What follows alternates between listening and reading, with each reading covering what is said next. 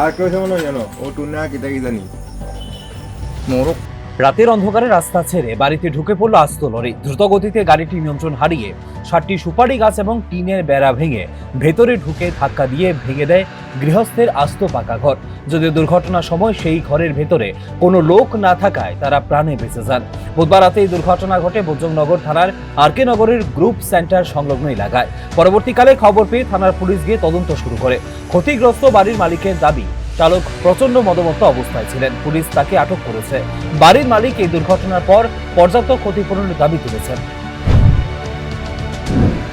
গতকালকে 10:30 এমন টাইমে আমি তো এখানে ব্যবসায়ী, এমন টাইমে দোকান বন্ধ করতেছি।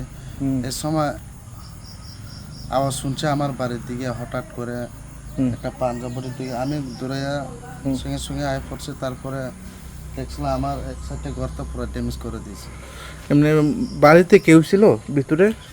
বাড়িতে যারা ভাড়াটিয়া থাকে এরা তো গতকালকে ওই সকালে গেছিলাম, থাকলে তো মানুষ মারা যাইতে হলো শুনেছি। ও বজরংনগর থানার পুলিশ গাড়িটিকে আটক করে দুর্ঘটনার মামলা নিয়ে তদন্ত শুরু করেছে। News now.